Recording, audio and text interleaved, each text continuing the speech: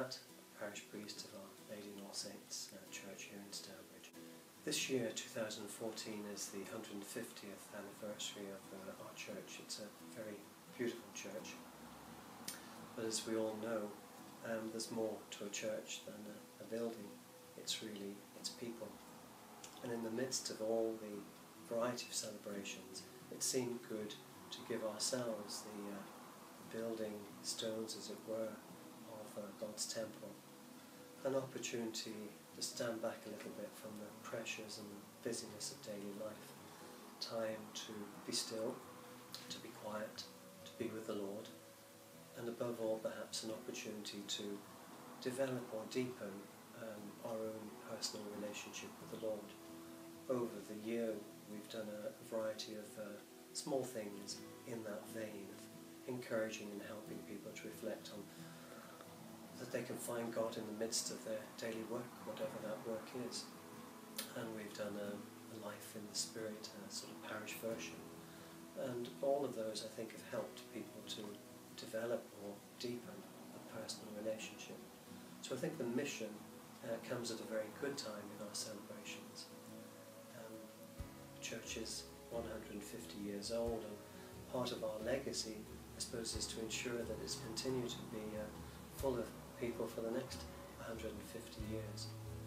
Maybe one of the elements that we've not been so good at, perhaps, as a church, as a Catholic church, is bearing witness to Christ in our daily lives. And I think the mission, and particularly the mission as led by the Zion community, I think might give us greater confidence to go back to the basics of our faith, of feel secure that we know that and can communicate that, and maybe give us the desire to do that, to talk to our members of our families who perhaps don't go to church so often now or at all, and to our neighbours and the friends. We all have friends who, for one reason or other, have felt maybe let down, or they've moved for their own reasons anyway, away from a daily practice or a regular practice of life.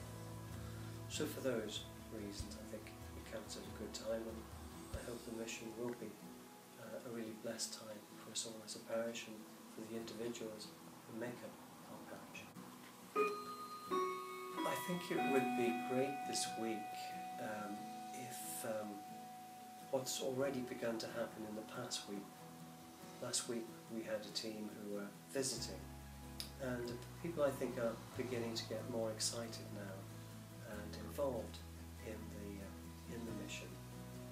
So I suppose I'd love to see people a little bit more on fire with the Holy Spirit, and just maybe that everyone would feel the experience of the warmth of God's love, and that they in turn might be able to share that with family and loved ones. Yeah, I think that would be one of my hopes. Yeah, I think probably we do have quite a number of people who are sitting on the fence, unsure, is this really for me, or is it for others who are, super keen and are more religious than I am? I think I would want to say to them, this is a mission is always a grace-filled opportunity. There is the guarantee that God is in our midst in a mission, and it just would be sad to miss that golden opportunity to encounter the Lord, and an opportunity as well to get to know one another a little bit better. We're a big parish, and we're often divided up into the mass groupings, and so we're all coming together to the one evening service, and the potential, I think, is great for people to get to know one another better and better. So I think people would just be missing out on so much, the social opportunity as well as the spiritual. I think to be in the midst of a large group of people, which I hope it will be, I would love that the church would be heaving with people, but at least full of people. Because I think wherever we are in our personal relationship with the Lord, just to be surrounded by people of faith is a great encouragement, and really does help us. So that's another reason why I think it would be a shame to miss out on that wonderful, grace-filled opportunity that the mission